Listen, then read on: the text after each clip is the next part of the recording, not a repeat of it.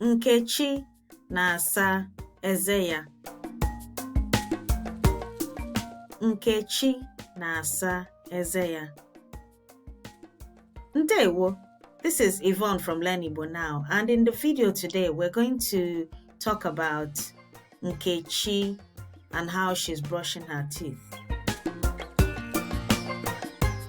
The three important words we're going to learn today are Nchaeze, to brush one's teeth; Nchaeze, toothpaste; Atubeke, toothbrush. Ready? Let's begin. Ka anyị bido.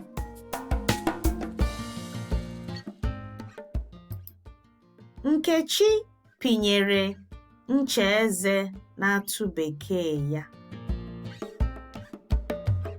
Nkechi pinyere Nchaeze na-atụbekee ya.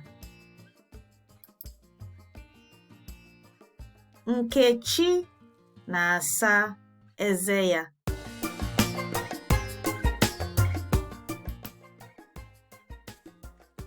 Nkechi a na-asa eze ya?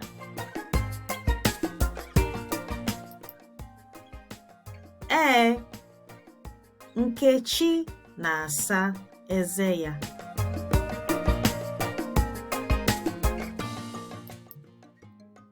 Onye na-asa eze ya?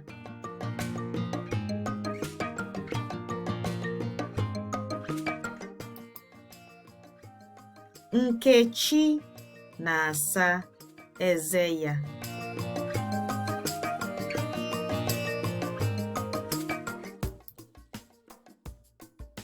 Nkechi a na-asa ihu ya?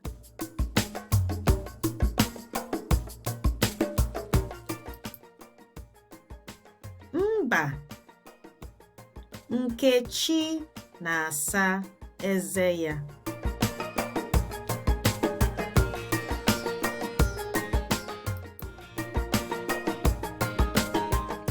Gịnị ka Nkechi ji asa eze ya?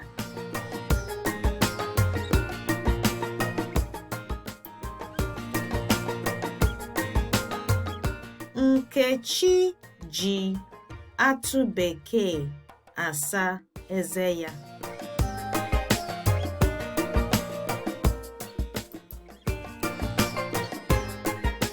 Gịnị ka Nkechi pinyere na-atụbekee ya?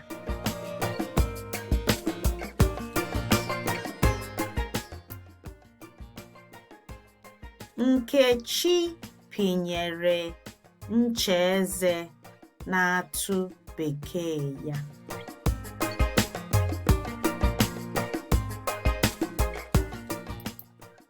So the words we've learned today are Nchaeze, to brush one's teeth; Nchaeze, toothpaste; Atubeke, toothbrush.